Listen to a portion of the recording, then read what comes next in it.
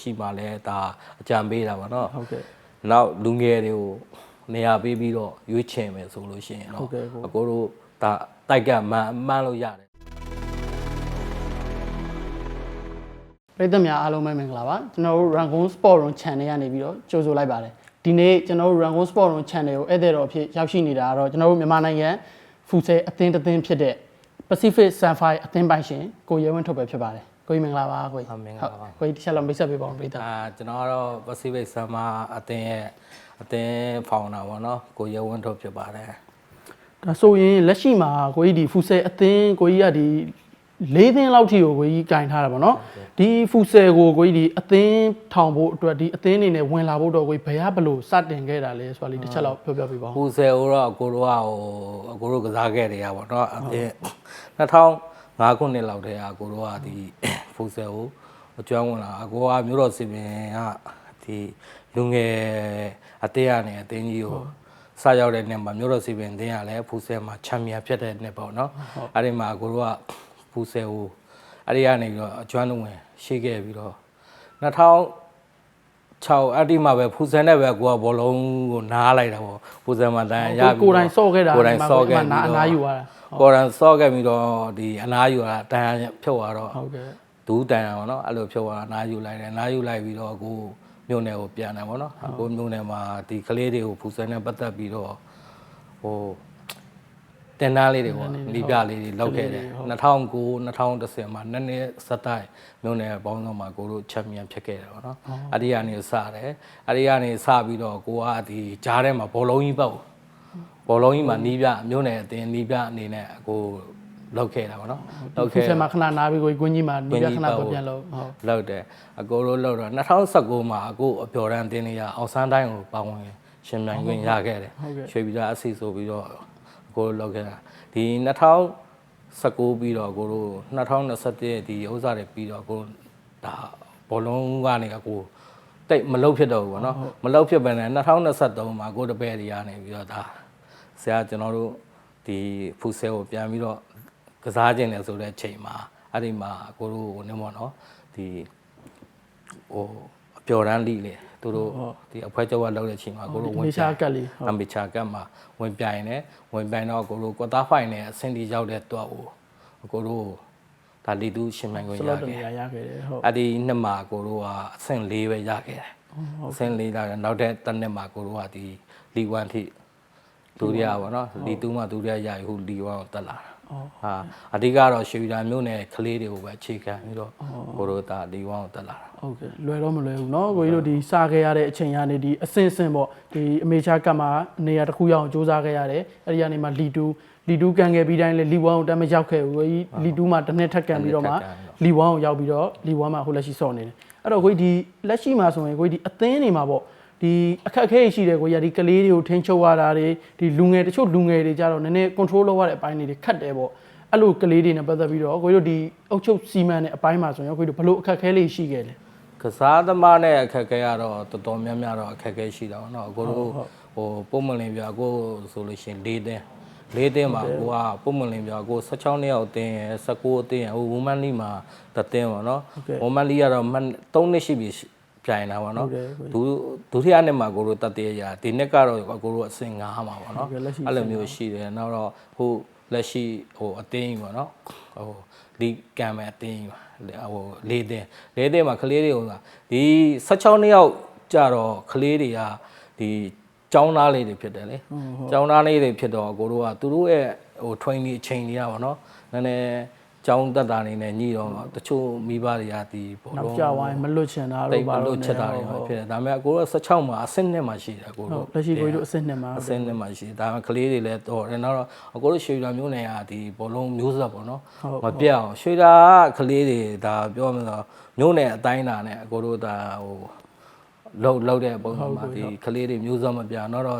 ့ကိုတို့နိုင်ငံဒါလေးဝင်ဖြစ်လာအောင်ဘောလုံးကြီးပါညီလေးကဘောလုံးကြီးတိုးဖို့အတွက်ခတ်တဲ့ကလေးတွေ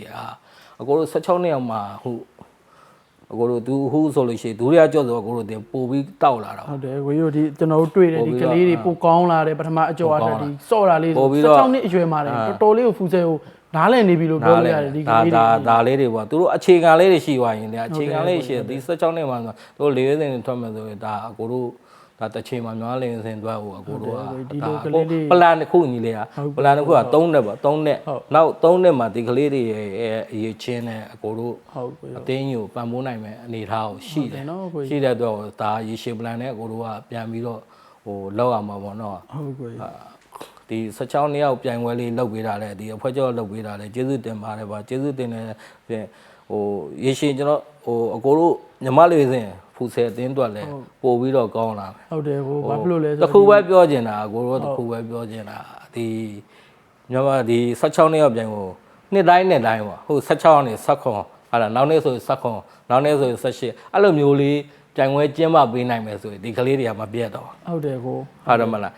ဒီပြိုင်ပွဲဒီနေ့ပြီးသွားရင်နောက်နေ့လည်းကြာဘာပြိုင်ပွဲမရှိတော့ဘူးအပေါ်ကလည်းမပြီးဘူးအဲ့လိုမျိုးဆိုလို့ရှိရင်တော့ဒီမျိုးဆက်ကဟုတ်တယ်ကိုဘောလုံးကြီးပြန်သွားမှလားဖူဆယ်ပဲကစားမလားဆိုတဲ့အတိုင်းအတာတွေမှာအကိုတို့ဒါလက်ရှိကျွန်တော်တို့မျိုးဆက်ပြတ်ရတဲ့အကြောင်းရင်းကလည်းအဲ့ဒါတွေကြောင့်ပါပဲဘာဖြစ်လို့လဲဆိုကျွန်တော်တို့ဟိုးအရင်ဒီလုံခဲ့တဲ့ဒီ50နှစ်ကိုကြည့်မယ်ဆိုဒီလိုပြိုင်ပွဲကမရှိတဲ့လောက်ကိုပြောလို့ရတယ်ဒီအပျော်တန်းလုပ်တဲ့ပြိုင်ပွဲလောက်ပဲအဲ့တော့ဂျားထဲမှာတကယ်အရေးသွေးရှိတဲ့ကလေးတွေကအလုံးလုံးရမှာလို့ကြောင်းတက်ရမှာလို့ပြိုင်ပွဲကန်လို့ရမှာလို့အဲ့လိုပုံစံလေးဖြစ်ကုန်တာပေါ့အဲ့တော့ဒီလို16အရွယ်မှာတည်းကဒီလောက် basic အရန်ကောင်းလာတဲ့ကလေးတွေဒါအနေထိုင်မှန်ခဲ့မယ်ဆိုရင်နောက်3နှစ်မှာကိုပြောသလိုပေါ့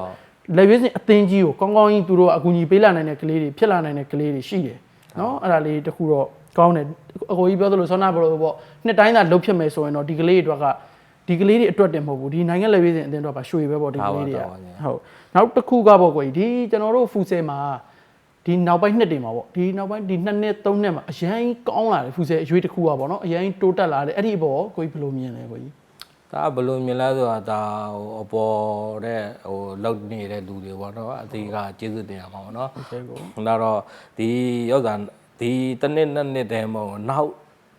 ရွှေပေါ့ trend chain ဖို့ကိုတို့ကဟို40အတင်းဟိုထိုင်းဆိုချိန်သွားရင်လေဟုတ်ကောတဲ့လားဟို40ဟောင်းနေအကုန်လုံးသူဟိုနေဖြစ်ပြီးတော့အသက်တွေနဲ့လူငယ်တွေနဲ့ပဲကစားလို့ကိုတို့ရှိမှလဲဒါအကြံပေးတာပါเนาะဟုတ်ကဲ့နောက်လူငယ်တွေကိုနေရာပေးပြီးတော့ရွေးချယ်မယ်ဆိုလို့ရှိရင်တော့အကိုတို့ဒါတိုက်ကမှန်းလို့ရတယ်ဟုတ်တယ်ပေါ့ဘာလို့ဒီခုလက်ရှိကွာအကိုတို့အရင်ကဆိုလို့ရှိရင်ဒီဖူဇန်နဲ့ပတ်သက်ပြီးတော့ training တွေဒါဥစ္စာတွေဒါလေးဟို power တွေဘယ်လိုနည်းဖြတ်မှမသိကြဘူးဟုတ်တယ်ဟိုကြတော့လေးလာမှုပေါ့เนาะဟုတ်လေးလာမှုကဘာလို့လဲဆိုတော့အကိုတို့အတင်းပိုင်ရှင်တွေမှာလည်းလေးလာမှုလို့တယ်ဒါနောက်တော့ဒါဒိုင်တွေမှာလည်းလေးလာမှုလို့တယ်ဟုတ်ကဲ့ဒါအကုန်လုံးပေါင်းစည်းမှဒီနိုင်ငံလေးဥစဉ်အတင်းကကောင်းလာမှာပေါ့เนาะဟုတ်ကောင်းပါတယ်ဟုတ်တနေ့နဲ့တနေ့လောက်လာတဲ့အချိန်မှာဟိုပိုပြီးကောင်းဒီတော့ပိုကောင်းလုံးနိုင်မယ်ဆိုရင်ဥပမာကိုပြောမယ်ကွာဟိုထိုင်းမှာတို့အိမ်ဝင်ဝေးဝင်စနစ်ရှိတယ်နောက်တော့သူတို့ရဲ့ income ဝင်ဝေးဟုတ်ကဲ့ဘယ်လိုတွေရှာနေလဲဒါအကိုတို့လေ့လာတဲ့အပိုင်းပေါ့နော်နောက်တော့ဒီလိုမျိုးတွေလောက်လို့ရှိရင်အကိုတို့ဖူဆယ်ကပိုပြီးကောင်းလာမယ်ပုံမှန်လည်းပြောအကိုတို့အတင်းပိုင်ရှင်တွေကလည်းအရင်ချမ်းသာနေလို့အတင်းထောင်ထားတာဟုတ်တယ်ဟိုဒါပြီးနောက်တစ်ခုကအတင်းပိုင်ရှင်တွေအတွက်ဒီဖူဆယ်လှုပ်လို့ဆိုရင်မလောက်စရာ income လည်းဘာမှပြောင်းဝင်တာမရှိဘူးဝါသနာအရင်ကလုပ်နေဖြစ်တဲ့ income ရောအကိုဆို4သိန်းကြီးလေ4သိန်းဒါပုံမှန်လည်းဆိုတာဟုတ်အကျိုးဒီကနေတော့ဘာရမလဲအကိုတို့ကအကျိုးမျှော်ကိုပြီးတော့လောက်တာမဟုတ်ကိုတိုင်ကစားသမားဖြစ်ခဲ့တယ်ကိုတိုင်ဒီပြဖြစ်ခဲ့တယ်ကိုတိုင်ဟိုအတင်းပိုင်ရှင်နေပါဒီကလေးတွေရဲ့လိုအပ်ချက်ဘာလိုလဲဟုတ်တယ်ကိုလိုအပ်ချက်ဒီခေါဘာတွေကိုနေလိုအပ်နေတယ်နောက်ဘက်ဆုံးအခုအတင်းမှာမိုးကခေါ်ရှိုးအင်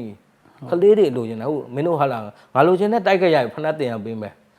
ဒါအခုသူတို့လည်းကြိုးစားကြတယ်စိတ်ဟာသူတို့တောင်းဆိုတာမဟုတ်ဘူးဒီပွဲလေးတွေမင်းတို့နိုင်အောင်ကန်ဘောလုံးကန်ရတဲ့လူကတော့ဒီပွဲလေးကိုနိုင်အောင်ကန်အဲဆိုမင်းတို့လိုအပ်တာဖြည့်ဆည်းပေးမယ်ဆိုတာသူတို့အတွက်လည်းအားဖြစ်တယ်ပေါ့ကိုကြီးတို့ဒီလောက်တဲ့ဟာလေးကနောက်တော့ဟိုလာစာလေးတွေတတ်မှတ်ပြီးပေါ့နော်ဥပမာ16နှစ်ယောက်ဆိုကိုတို့9000လို့ဟာလာဒီလိုမျိုးလေးတွေအကိုတို့တတ်မှတ်ကဟို19နှစ်ယောက်ဆိုလဲဒီလိုမျိုးကိုလိုချင်တဲ့ကစားသမားပေါ့နော်သူတို့စူးစမ်းနိုင်တဲ့ကစားသမားဆိုအဲ့လိုမျိုးလေးတွေအကိုတို့ဒါ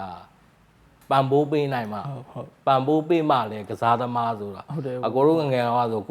ကိုဖနက်ကိုပဲဟိုငါညီစဉ်းစားကြဖနက်တင်ရ3-4သိန်းကြမှာဒါကစားလို့ရခဲ့ဟုတ်တယ်ဟိုဒီတုံတိုင်ဒီ3-4,000နဲ့ကလေးကဒီဖူဆယ်ကစားခြင်းနဲ့ဆိုရင်မှသူဝယ်ရမယ့်ဖနက်ကဟုတ်တယ်ဟိုဒီဝယ်နိုင်တယ်ထားကွာ4-5,000တန်ဝယ်နိုင်တယ်ထားလိုက်ဟိုအဲ့ဒီဖနက်ဘယ်နဲ့ပွဲကန်ရမှာဟုတ်တယ်ဟိုဒီ4-5,000တန်ကပေးတဲ့ quality နဲ့ဟ ဟိုဒီ4 3 4 5သိန်းကပေးတဲ့ quality နဲ့ကလည်းအများကြီးကွာခြားတယ်သူတို့ဒီပွဲတွင်းစမ်းဆောင်ရေးပါတက်ရောက်တယ်ဒီဖက်နက်တွေ quality ကလည်း ဒါကိုလည်းဟိုနေအကိုတို့ကဒါအဖက်ပါပေါ့နော်ဟိုစဉ်းစားတယ်အတင်းပိုင်ရှင်ဖြစ်လာခဲ့လို့ရှိရင်လည်းဝန်နာပြောလို့ကိုရဘာရမလဲမတွေးတာမဟုတ် ဟုတ်ကိုဘာလုပ်ပေးရမလဲ နေတော့ဘာရမလဲတွေးတာမဟုတ်ဘာပေါ့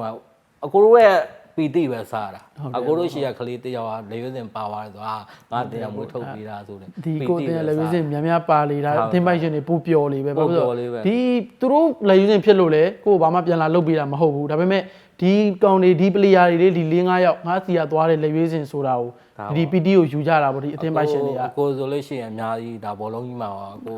ဒါဟိုကလေးတွေအများကြီးပေါ့နော်ဟိုလက်ရှိလည်းဒီသူတို့ဘလူးလိနေမှာကစားနေကြပါတယ်ဟိုတပည့်တွေအများကြီးပဲရှိခဲ့တယ်အကိုသူတို့40တခါထွက်ဟာငါကောင်းအမှဘာလို့လဲဆိုတော့ဟေ့မင်းဘာလို့ကျင်လဲကိုကဒီ40ထော်ရဲကောင်ဖက်နှက်ပြန်ဝယ်ပေးနေရတာအကိုဒါပဲသူတို့ရှိရဟိုယူဖို့နေတာပေါ့နော်သူတို့တည်တက်လို့ဟာဆရာဆိုကြီးလာကြတော့တယ်ဒါပဲပီတိပဲဟုတ်တယ်ဟိုကျွန်တော်ဆိုအဲ့လိုဒီအသင်းပိုင်ရှင်တွေအဲ့လိုရင်းနှီးတယ်ပေါ့ဒီသူ့တပည့်လေးသူ့အသင်းကသွားတဲ့ကလေးဒီလေဝေးစင်ထွက်သွားတယ်ဟိုကပြန်လာတော့ပွဲပြီးလို့ပြန်လာတော့ဒါကိုကြီးတို့ဆိုပြီးတော့သူ့ရဲ့ဂျာစီလေဝေးစင်ဂျာစီလက်ဆောင်ပေးတာကိုသူတော်တော်ပြောနေတာအဲ့လိုမျိုးပီတီပေါ့ဒီအဲ့ဒါလေးညီလေးပြောတဲ့40စင်ဂျာစီလက်ဆောင်ပေးတာကိုဒါကိုတို့ကြတော့ဟိုဒါပေါ့အဲ့ဥစ္စာတွေပါဟိုကိုတို့ကမဟုတ်ကိုတိုင်းကကစားသမားဖြစ်ခဲ့တော့ဒီဂျာစီကအကိုတို့အောင်နေဖြစ်တခေါက်အကိုတို့ဒါကြုံတုံးလေးပြောပြတာဘောလုံးလောကမှာလဲဟိုကိုအတင်းအလူတွေဒီပလိုလိပြောင်းတဲ့ချိန်မှာအကောလုံးဝင်နေဖြစ်တယ်ကိုရီးယားဘောလုံးဝါနာပါလို့သူတို့ကန်တယ်ကိုကောင်တွေပဲသွားကန်တာဟောသွားပြီးတော့အားပေးတယ်အဲ့လိုမျိုးသွားသူကစက်တင်မှာတော့ဒီလိုမျိုးပေါ့ဂျာစီလိုချင်လို့လာနောက်ဆက်တယ်ဗျမဟုတ်ဘူးလေအကိုတို့ကဒါပြောမယ်ဂျာစီတစ်ထဲဟိုအကိုတို့အနေထားနေတာဘာလောက်မှမရှိဘူးကွာဒီအမှန်ကိုကြိုက်တယ်မိုင်းဂျာစီဆိုမိုင်းဂျာစီဝယ်လိုက်မယ်ကွာတဲ့ဒါမှအဲ့လိုမျိုးဒါပေမဲ့ပီတီကိုပြောတာဟုတ်တယ်ဟုတ်အကိုဥပမာတတင်းနဲ့ကန်တယ်ကွာ40စင်ကန်တယ်သွားပြီးတော့ကိုကဟာငါးကောင်ကအားပေးရတာဒါပဲလေဒါပဲရှင်ဟိုကိုတပည့်ကန်တယ်ဆိုတော့ကိုတပည့်ကိုဆရာဆိုတာတော့ကိုရှိရပဲပေးဖို့ပဲဟုတ်တယ်ဟိုဒီသူတို့စီကမျောလင်းတာမျိုးမဟုတ်မျောလင်းတာမျိုးမရှိဘူးပီတိပဲကိုကြီးအဲ့တော့ကိုစောနာပြောတာဒီကိုကတော့ကိုတပည့်နေမလို့သွားဟွာဖြစ်တာသူတို့ကဒီဂျာစီလိုချင်လို့နှုတ်ဆက်တဲ့ပုံစံမျိုးဖြစ်သွားတာကြောင်ခဲ့ဘူးတာပေါ့ညီလေးကဒါဟိုနေဖြစ်တာလေးတွေပေါ့နော်